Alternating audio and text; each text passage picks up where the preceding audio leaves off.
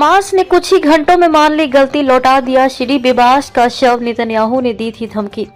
Hamas ने Israel को 4 बंधकों के शव लौटाए थे। इसमें श्री बिबाश, उनके 2 बच्चे और एक बुजुर्ग व्यक्ति का शव शामिल था, लेकिन इजराइल ने दावा किया कि डीएनए टेस्ट से पता चला कि ये शव श्री बिबाश का नहीं था। इसके बाद नेतन्याहू ने हमास को धमकी दी थी। कुछ ही घंटों में हमास ने एक और महिला का शव लौटाकर बिबाश के शव होने का भरोसा जताया।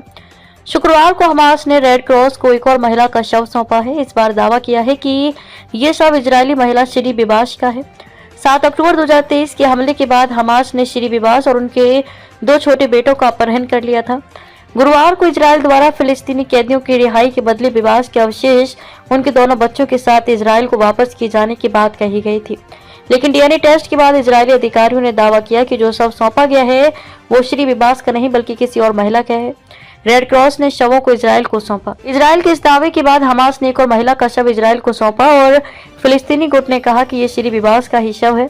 रेड क्रॉस ने जानकारी दी कि दोनों पक्षों के अनुरोध पर उनकी टीम ने मानव अवशेष प्राप्त किए, जिन्हें इजरायली अधिकारियों को सौंप दिया गया। हमास के विदेश संबंध कार्यालय के प्रमुख मौसा अबू मरजोक ने कहा कि शुक्रवार को फिर एक महिला का शव इजराइल को लौटाया गया और इस बार शव श्री बिबाश का ही माना जा रहा है।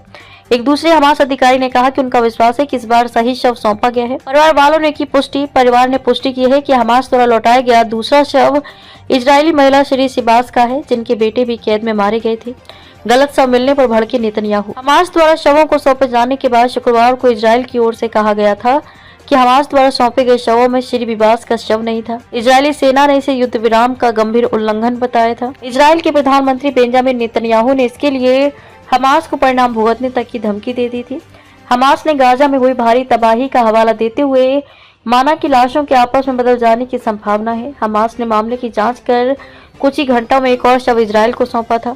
पूरे देश में फैली शोक की लहर। हमास द्वारा 4 बंधकों के शव इजराइल को वापस लौटाए जाने के बाद पूरे देश में शोक की लहर फैल गई। ताबूतों को ले जाने वाले काफिले का सम्मान करने के लिए बारिश में भी लोग झंडे लहराते हुए राजमार्गों पर खड़े थे और हजारों लोग तेल अवीव चौराहे पर रात के समय जाग रहे थे।